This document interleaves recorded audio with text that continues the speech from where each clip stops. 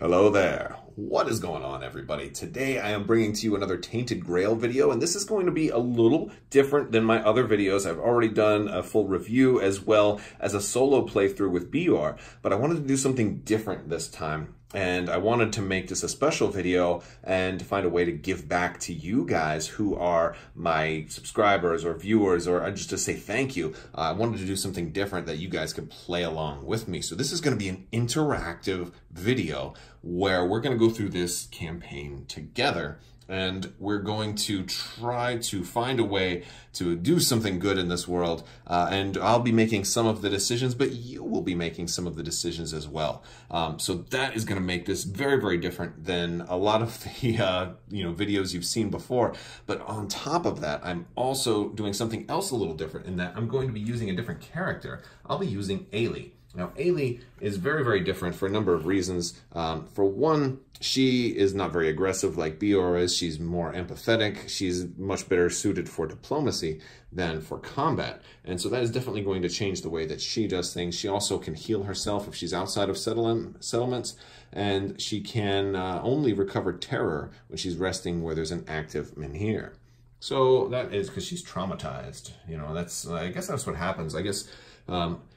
she has these healing herbs, and so she's just basically, I think she's a drug addict is what I believe it is, and that is why she needs to, that's why she's traumatized, and maybe that's why she's a drug addict, is because she's traumatized, and that's why she can only take her herbs outside of the city limits because they don't allow that.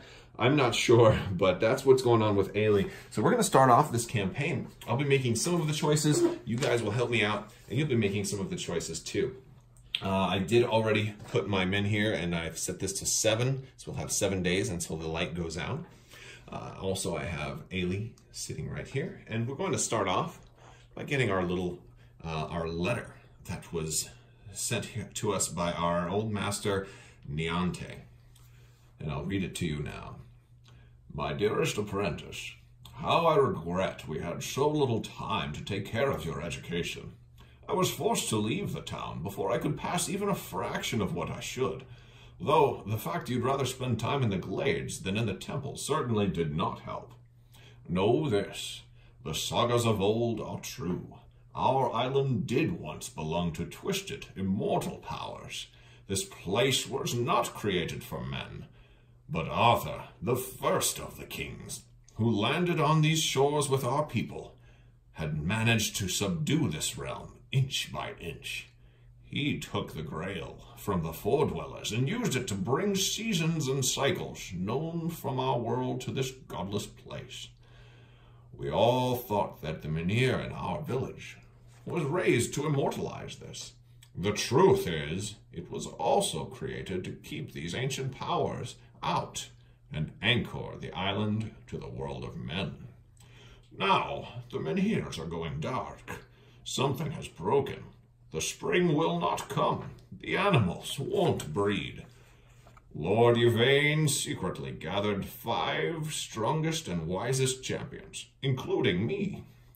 He's leading us east to find help in Camelot before it's too late, and before the land starts to fragment, sinking into the weirdness. If we don't return or send another message in 30 days... it means we have failed, and everything is up to you. Yvain thought you're too unstable to go with us, and my runes foretold you would not return alive if you did. But alone, you might have a chance. Save our people. Or, if you will not, simply try to save yourself. And always remember, you were the daughter I could never have. Stay safe, Niante. I kind of envision him as Cain from Diablo, perhaps. So we're going to go ahead and get started. I will make the first couple of decisions before I pass the option over to you all. And one of the things I want to do first is to do some chores for the townsfolk. So I'm going to do this by looking at the card. I'm on Quanacht Farmhold right now, and I will do some chores for the townsfolk, and I can pay 1 energy. And so I'll move my energy marker down to 5, and I will gain 1 reputation. And reputation is a nice thing to have. You never know when somebody's going to want you to have a lot of reputation. Now, one good thing about Ailey is that she already starts with a reputation. And it's also nice that she starts with magic too, but we'll see. And that might come in handy if she does have to fight. But now she has 2 reputation. It costs us 1 energy to go ahead and do that. Next thing I want to do is, I think I'm going to go ahead and do an explore action. We're going to go ahead and explore the Quannock Farmhold. So I will grab my journal here and I'm going to pull this thing out and we're going to go to page 101. Normally at this point you would flip the card. I'm not going to do that because I have my coin and my men here on there already. So I don't exactly want to go ahead and flip the card right now, but which in this case you don't really have to because I can just pull up the page. But I will read it to you here. A deep feeling of loss fills everything in Quannock, from dilapidated farms to the sunken eyes of those who remain in town. The menhir in the market is all but extinguished, and everyone brave or resourceful enough left to find a solution. If you have the red sign, there's options. If you have the hunter's mark, there's options. If the ancient menhir model is not in this location, there's options. Otherwise, there's some other options that we can choose. We can visit the families of champions from the first expedition. We can ask the townsfolk to help you prepare, or we can leave. So all those are interesting. I think in this case, I think in my last playthrough, I asked the townsfolk for help. And I don't think I want to do that. So I think in this case, I'm going to visit the families of the champions from the first expedition. Those champions who have gone east with Lord Yvain, like my buddy Kane, who said, stay a while and listen. So I will go ahead and I'm going to go with that first option. And that's going to have me go to verse 1. This long winter, nearly everyone here lost a friend or a member of the family. First to hunger, then to disease. Finally, the 5 remaining pillars of the community. Only the heroes this land has ever known suddenly left. Or the only heroes this land has ever known suddenly left. Now, when you look into the distant eyes of the last remaining residents, you realize they simply want to forget. So I can do a couple of things. I could loosen their tongues with mead. This is an old custom, a late night wake for those who wandered far from their home. So I could potentially just try to get them drunk, or I could ask them to share their burdens. That requires empathy, and I do definitely have empathy.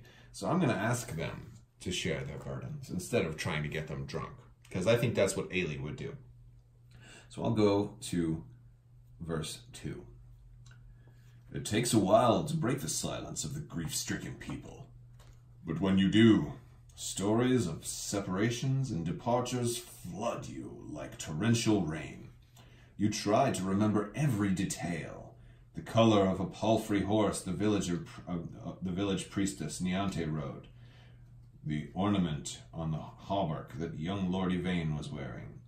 The strange drinking horn from Irfir the smith used to lug around. The birthmark of Fael, the master huntsman.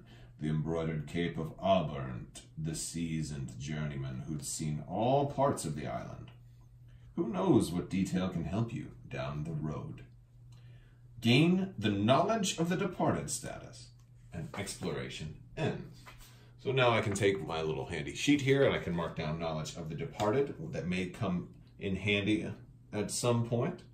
And, oh, that, by the way, that costed us 1 energy to go ahead and explore. So we have done that. We have a little bit of energy left, and we could, now I think would be a good time to move, to go ahead and travel. And so this is where it's going to open up to you all, because we have some choices to make.